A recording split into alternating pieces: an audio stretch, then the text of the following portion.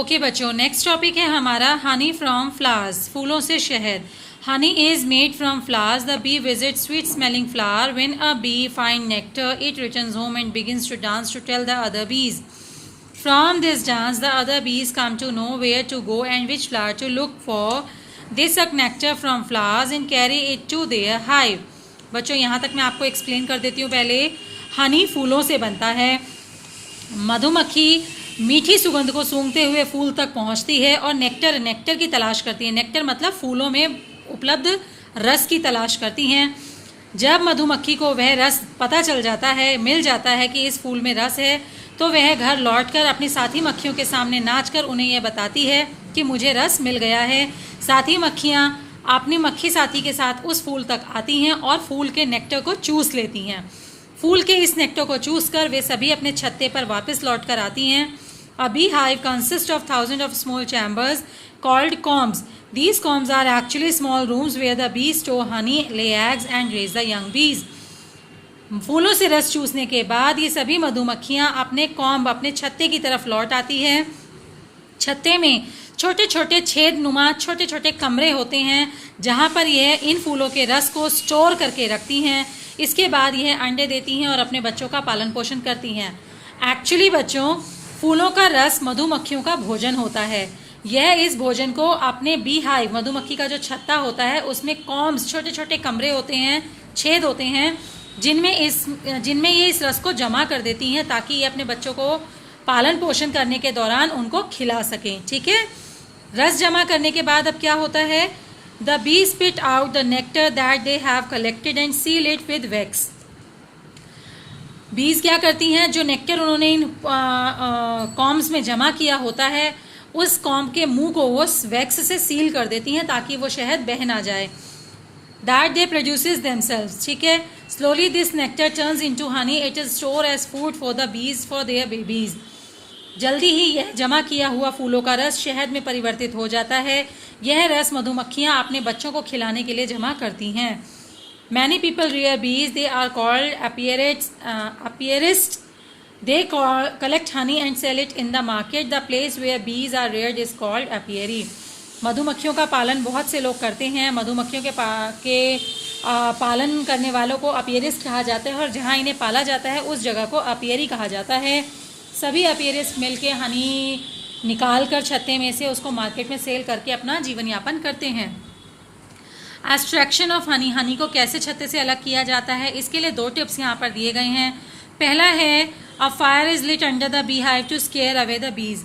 छत्ते के नीचे आग लगाकर मधुमक्खियों को डरा दिया जाता है ताकि वह छत्ता छोड़कर चली जाएं। फिर the hive is removed and honey is extracted from the comb. फिर छत्ते को तोड़कर उतार लिया जाता है और उसमें से या तो निचोड़ कर या आजकल मशीनें आ गई हैं, मशीनों द्वारा शहद को अलग कर लिया जाता है। ओके। नेक्स्ट बता रहे हैं, फ्लावर्स इन आवर लाइव्स। हमारे जीवन में फूलों का क्या महत्व है? Flowers have a special place in our life. Places of worship use fresh flowers every day for decoration and to offer prayers. People express emotion through them on special days like a bouquet for your friend और their wedding anniversary और flowers for your grandmother on her birthday. फूलों का हमारे जीवन में बहुत अधिक महत्व है। फूलों को पूजा करने के स्थान पर साज सज्जा के लिए और प्रार्थना के दौरान फूल माला आदि के रूप में भी इस्तेमाल किया जाता है। लोग फूलों का इस्तेमाल अपनी भावनाओं को व्यक्त करने के लिए भी करते हैं, जैसे कि फूलों के गुलदस्ते को अपने दोस्तों के जन्मदिन पर उपहार में देते हैं, अपने पेरेंट्स की शादी की सालगिरह या दादा दादी के बर्थडे में उन्हें फूल गिफ्ट करते हैं। Petal of some flowers are used to make dry colour called gulal during Holi celebration. कुछ फूल ऐसे होते हैं जिनके पत्तियों से होली का रंग बनाया जाता है, जैसा कि टेसू का फूल। टेसू एक फूल का नाम है जो ज़्यादातर हिल्स एरिया में, देहरादून साइड में मिलता है। Tesu flowers are used to make the orange colour while marigold flowers are used to get the yellow colour. Dry red hibiscus is used to make a lovely red colour. Colourful patterns are made on the ground on special occasion using different coloured petals. This is called pookalam और रंगोली। तो जैसा कि इन्होंने बताया है कि टेसू का एक फूल होता है जो संतरी रंग का होता है, इससे संतरी कलर बनाने में मदद ली जाती है। मैरीगोल्ड यानी गेंदे के फूल से पीला रंग बनता है। ऐसे ही गुड़हल के फूल से लाल रंग बनाया जाता है।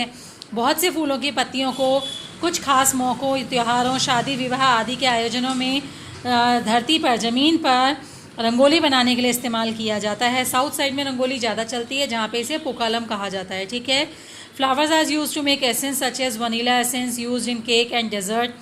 फ्लावर्स से तरह तरह के एसेंस भी प्राप्त होते हैं, जिनका परफ्यूम तो बनता ही है, साथ साथ खाने की सुगंध भी बनती हैं, जैसे कि वनीला एसेंस बनता है जो केक या स्वीट डिश में यूज़ किया जाता है।